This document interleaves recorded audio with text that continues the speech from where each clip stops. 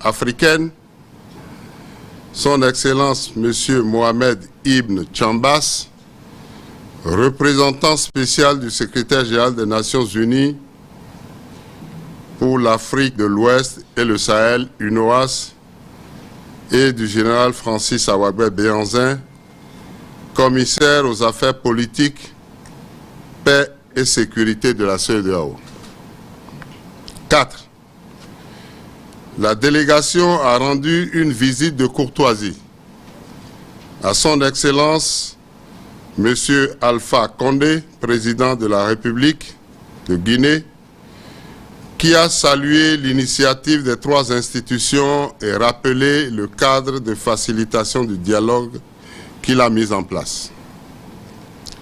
5.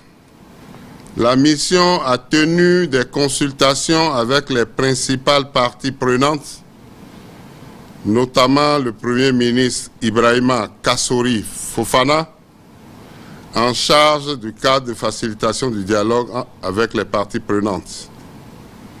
Le ministre des Affaires étrangères et des Guinéens de l'étranger, Son Excellence M. Mamadi Touré, le ministre de l'administration territoriale et de la décentralisation, M. Boureima Condé, le ministre de la Sécurité et de la Protection civile, M. Damatang Albert Kamara, et le candidat de l'UFDG, M. Selou Dalem Diallo.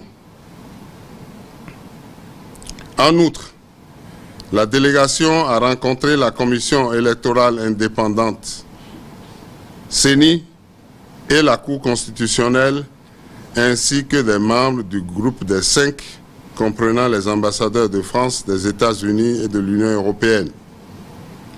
6. La mission conjointe a pris note de l'annonce des résultats provisoires par la CENI, qui attend actuellement la validation finale de la Cour constitutionnelle conformément aux lois électorales. La mission a en outre pris note des déclarations préliminaires faites par les missions d'observation électorale dépêchées par la CEDEAO et l'Union africaine, qui ont constaté que l'élection s'est déroulée dans des conditions globalement satisfaisantes et de manière pacifique. Elle félicite les Guinéens pour leur participation importante à cette élection. 7. La délégation a regretté les actes de violence post-électorale qui ont occasionné des pertes en vies humaines et des destructions de biens publics et privés. Elle exprime ses condoléances aux familles endeuillées et souhaite un prompt rétablissement aux blessés. La mission conjointe a aussi demandé aux autorités guinéennes de diligenter les enquêtes pour faire la lumière sur les violences afin de traduire les auteurs en justice. Elle demande aux autorités de faire en sorte que les forces de défense et de sécurité agissent avec retenue et professionnalisme dans la gestion des manifestations.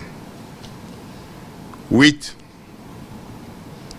La mission conjointe a également observé les dispositifs sécuritaires particuliers mis autour de la résidence du candidat de l'UFDG, M. Selou Dalem Diallo, ainsi que des locaux de son parti, suite à sa déclaration sur les résultats de l'élection présidentielle. La mission exhorte les autorités guinéennes à lever ce dispositif dans la perspective d'un dialogue inclusif. 9. Enfin, la délégation a encouragé toutes les parties prenantes à recourir aux institutions et dispositions légales et réglementaires pour résoudre tout différend résultant de l'élection présidentielle du 18 octobre 2020. La mission encourage également les parties prenantes à s'inscrire résolument dans un dialogue inclusif pour renforcer la confiance. La mission conjointe a assuré les autorités et les parties prenantes guinéennes de son entière disponibilité à les accompagner pour le maintien de la paix et de la stabilité en Guinée. Fait à Conakry le 27 octobre 2020. La mission conjointe CEDEAO, Union africaine, Nations Unies. Je vous remercie.